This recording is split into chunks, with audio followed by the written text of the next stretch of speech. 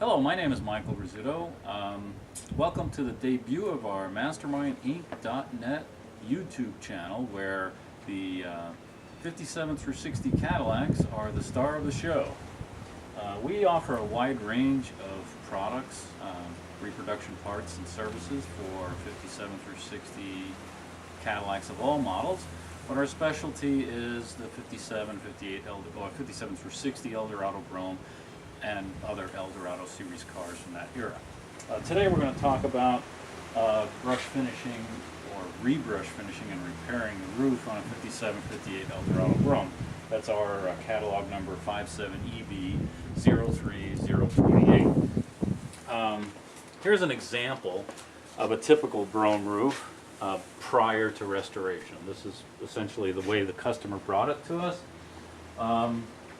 It's dirty, so we're going to have to clean it, so we can examine it more closely. But I can already see a great many problems with this roof that are probably not obvious to the average guy. But once you clean it, it's going to stand out like a sore thumb. And as you know, one of the most elegant and striking things about a Brougham is the brush finished stainless steel roof. And it's almost always the first thing people comment on when they see the car. They come running up to you and go, "Wow, did you put that roof on the car?" And I'm like, "Yeah, we did that last week and we had nothing to do." Unfortunately these days, most Broughams are plagued with a variety of problems, such as dents and ripples and scratches going against the grain and 50 plus years of tarnish on the stainless, all of which detract from its former beauty. So even though it's still beautiful in its unrestored condition, and it's still amazing to look at, the difference between what you see here and what the finished product will be is, miles and miles and miles away. It's apples versus oranges. So you'll see once we clean it, it'll become obvious what the problems are.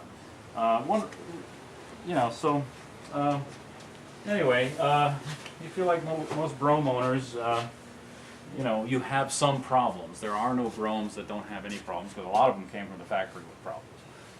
And many of them haven't been taken care of properly. Even the ones that have been taken care of properly still have the factory problems, and they all have scratches going in the wrong direction and stuff. Obviously some are in better shape than others, but they all can benefit from this process, because, for instance, if I just refinished one section of this roof on a car that had a perfect looking roof, it might look perfect out in the sun, but maybe under the fluorescent lights, it'll show everything. If I just refinished one section of it, it would look like night and day, because this metal is tarnished over the years, and there's just no way to fix one spot. It'll look like night and day. So refinishing one of these things, is a very tricky thing to do, because there's really not one spot on this roof that's flat, and none of the lines are, many of the lines only appear to be straight, but they're actually curved. So this entire thing is an optical illusion,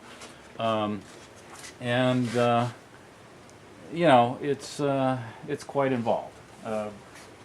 It seems to me, from examining this thing and working on it for 30 years, the best I can figure out, my theory is that they had a flat sheet of stainless, they brushed it with a big drum sander, similar to a like a belt sander, but a giant belt sander basically, and brushed it while it was flat, and then they formed it, and then they added these sail panels here on the quarters, and they hammer welded them in here. It's an amazing thing the way they hammer welded this thing in, and then made these little corner sections. Because to do what I'm doing to refinish these roofs on every car, they'd still be building. When I they would have never delivered them. So this is a very it's a very stressful and high risk endeavor, because it also involves many months of work. And when I say many months of work and hard labor, that's only if you know how to do it. if you don't know how to do it, you can plan on spending several years and several $100,000 of worth of labor time trying to figure it out like we did. The roof refinishing process that's described in the Brougham service manual is a work of pure fiction, and it is not, you know, the guys, they must have just been making that up as they went along, because they never tried to do any of that.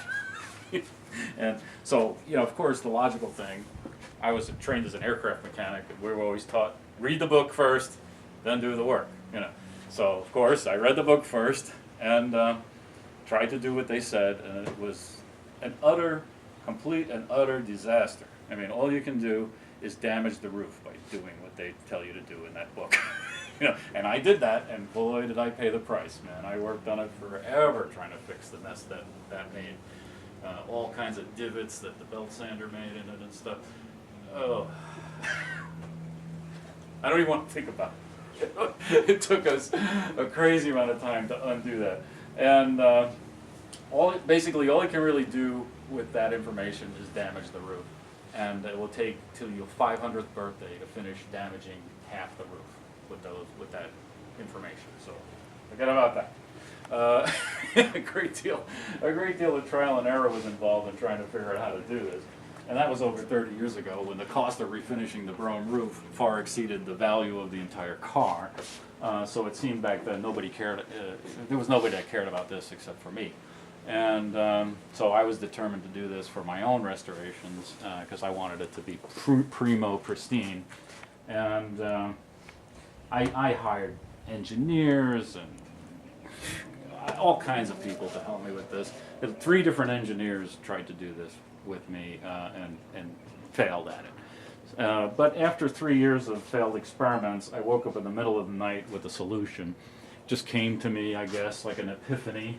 And, you know, and then we built the fixtures and we managed to make it happen. So over the years I've gotten better and better at this, and you know, these things, you know, it's still a lot of work, but it's something, you know, I have it down to a science for the most part. Although this car has some really weird problems that we'll get into later. As you know, we offer many do-it-yourself kits, you know, for people in our catalog, that, you know, people that are so inclined to do things themselves and have, you know, some skills and mechanical skills and things. We're happy to help people do stuff like that.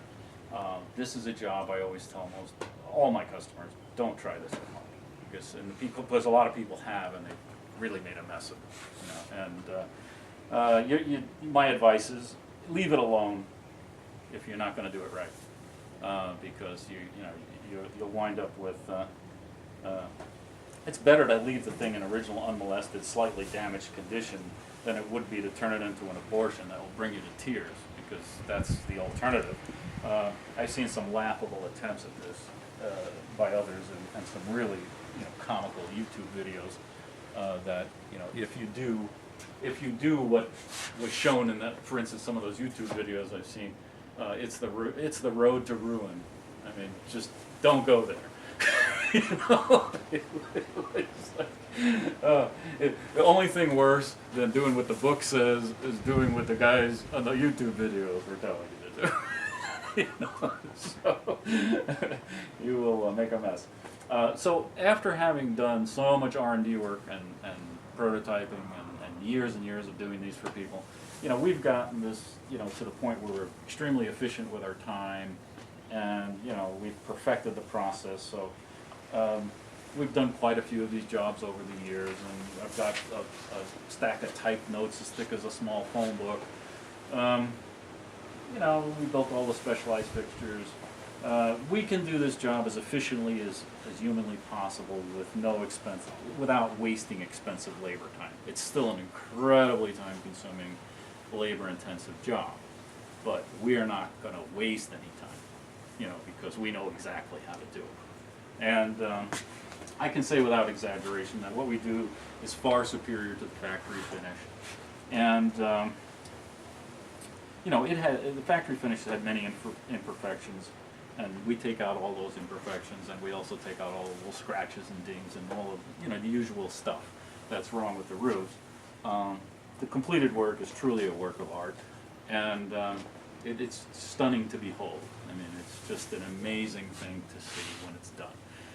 Again, it is beautiful to look at the way it is, and even with its flaws, but when you see it really done well, it takes your breath away. And that's the kind of effect that the entire car has. And so if you can restore the whole car, but not do the roof like most people do.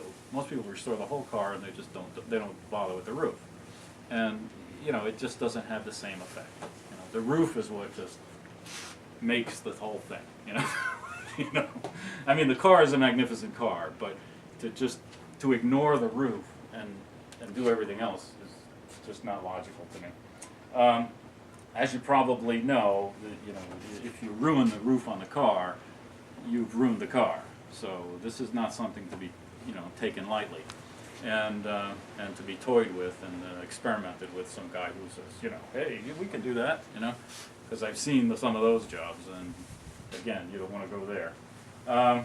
We've done this work for customers around the world. We've been to Europe and built, brought all our tools and did them over there. And we can come to you, or you can bring the car to us. It's less expensive to bring the car here if you're within driving distance, or if you're on our continent, I guess. But if you're somewhere in Australia or in Europe or Scandinavia, then maybe we probably would have to come to you. But anyway, it's not like we can UPS it, but we can help you, and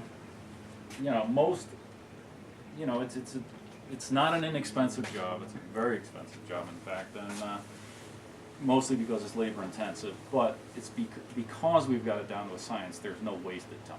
So that's the only consolation, I guess. There's no fast and easy and inexpensive way to do this, but it can be done, and it looks magnificent. So most of you have one or more of the usual roof problems. I've never seen a car that doesn't have some roof problems, and so it's there are just no cars out there that don't have some roof problems. Some are obviously better than others, but anyway, the good news is now you can call us instead of the suicide hotline. Please, you can watch for future videos as this job progresses. I'm gonna clean this thing now. We'll do another job. We'll do another video. We'll explain all of the problems and try to show it on camera so you get an idea of what the issues are. And then several months after that, you might see the finished product once we get done. Or you will. Hopefully we'll do a video and we'll show the finished product. Okay.